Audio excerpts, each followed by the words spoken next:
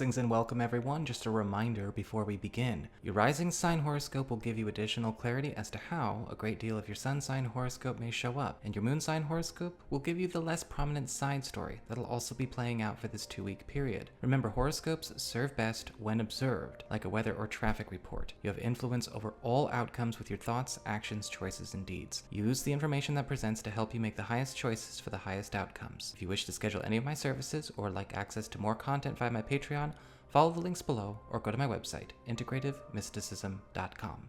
Hi there, Cancer. It's time to have a look and see what is going on with regards to your final week of February 2021. And just a quick heads up for all y'all out there, this week is still very heavily influenced by that new moon in Aquarius that we had last week. And so if you did not get to see that video, because apparently when I upload all 12 of my horoscopes at once, YouTube does not distribute them among my subscribers evenly at all. You might want to go check that out, just the astrology portion, to get a little bit of insight as to what's happening here. And we're going to talk about the full moon next week, because that's technically happening at the end of this week, beginning of next week, so it's not really an impact energy this week, so I feel like we should just kind of save it. But this week, in addition to that new moon's energy, we also have Mars, planet of action, passion, energy, as well as problem solving in Taurus, your 11th house of friendships and social networking, forming a very strong trine to Pluto, which is in your 7th house of partnerships and your closest one-on-one connections. So that is, of course, your boyfriend, girlfriend, BFF, business partner, husband, wife, your roommate, all the people you spend your closest one-on-one time with. And this is a very harmonious trine, and it goes on from Tuesday to Friday, so it's covering a great deal of this week. Mars trine to Pluto is somebody stepping it up when it comes to your friendship circle, your crew, right? The guys, the girls, you know, your homies, your companions, your fellowship, really stepping it up when it comes to helping to assist with solving a problem or eliminating a problem that may be going on as it relates to a friendship or a romantic problem. And I think that they really do actually come through for you. And this could also apply to business partnerships and roommates too. However, because Mars is trying to Pluto, there's a sort of rip a Band-Aid off kind of energy to this. This is not something that's going to be done in a way that might seem very gentle or very indulgent of all parties involved. It's a solution where the ends justify the means, or in this case, I guess the ends justify the ends. And with Mars trying to Pluto, we may be actually seeing something getting solved with and for you. But what is happening is that it may be something that you have to take your hands off the wheel with and follow somebody else's lead. And it may be difficult because it may be that your partner or your roommate or your business partner might not want to, to go this way either.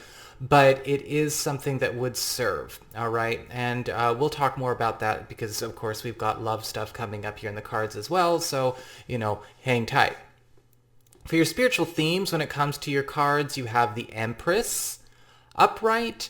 And the Empress is all about bringing things to a place of greater abundance, greater harmony, and everything in your life this week commanding peace, love, health, function, and all of that good stuff. Now, with the Empress as a spiritual theme, you are going to find that this week you are a magnet for all kinds of new types of, abundance, new types of relationships, new friendships, better living situations, and environmental shifts that put things all on the up and up.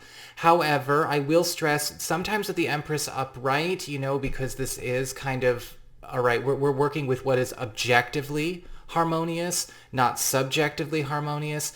Things that are maybe toxic, that we have abided in our lives for whatever reason, things that are wasteful, things that are destructive, chaotic, or dysfunctional, are also going to get revealed and released. And so it's important to remember throughout the course of this week, if there's anything you've been kind of looking the other way with, or if there's anything that you've been trying to give a pass or some preferential treatment, The Empress upright energy is like, no, everyone is going to level up and go up a notch or they're going to get the heck out. And so be prepared, right? With this is all going in the direction of abundance, love, and health, and it won't tolerate anything that's trying to maybe sneak a little bit less in, right? Anything that's trying to keep sneaking their crack into heaven, not really going to fly. As we get onto your material shifts when it comes to your work, your finances, your job, your material life, you've got the Four of Pentacles in reverse. And we actually see something that has maybe been withheld from you, whether it's information or money or a job opportunity, a transfer, a promotion, or maybe even just a meeting, is actually getting relinquished to you at this point in time. And with the Empress card upright, I feel like this could be something that maybe we didn't even know was being kept from us. Sometimes it's a pleasant surprise, maybe makes us feel a little bit iffy about the person who is making that call. But with the Four of Pentacles reversed, you are being allowed access to something that is actually going to really elevate and accelerate your growth with a material or financial priority that you've got going on right now. You may be also finding that, locked doors can now be opened in a lot of different ways, especially because people are not being so clingy or possessive with things that really do need to belong to you. As we get on to your communications with friends, maybe your relatives, other people in your life, you do have the King of Swords upright. And here we have that Mars character stepping through. I know technically King of Swords vibrates to air, but with the King of Swords, we have a friend or a relative stepping up with a solution to an ongoing problem, or with a solution, a permanent fix to something that's been going on in your life as it relates to your social life and your personal life, that is also going to be elevating, right? Pulling everyone up into a different caliber, a different classic character. It's a cure for what ails. But with the King of Swords, we are seeing very much that kind of Mars trine Pluto energy, where it's a very clinical approach. It's very solution oriented. It's all about solving versus, say, processing it to death, which is fine because, there's too much of that going on anyway. But with the King of Swords, there is a punctuation and somebody stepping it up for you, helping to take something off of your hands, or maybe actually work some mojo for you that is going to give you and your partner or your family or maybe even another friend a big leg up this week with a matter that's been quite chronic. As we get on to your challenge this week with fire, we have the Ten of Swords in reverse. Pay attention to where sometimes we give things too many chances and where we need to follow, right, the examples that are being set by that King of Swords and that Empress.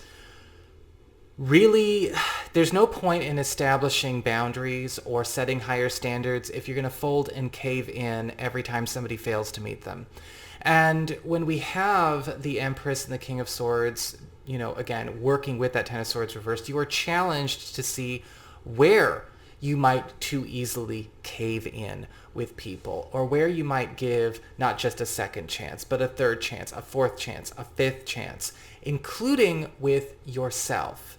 Because with the Ten of Swords reversed, the last thing you want to do is keep a bad cycle going in the face of everything that is actually saying, look, on the condition that you can get rid of what is actually making you sick, you can be healed. As we get on to your relationships with love, romance, and partnerships, you actually have the Five of Swords upright.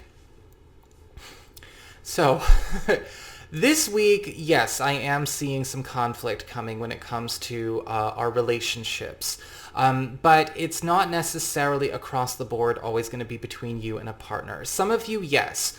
But I feel like this clash is coming up as it relates to social life and social surroundings and who from outside of this relationship, maybe it's the crowd we're rolling with, the communities we're hanging with, family involvements, has too much pull, either socially or culturally, in such a way that we can't seem to stop getting dragged down every time we agree to let some of that energy back into our space.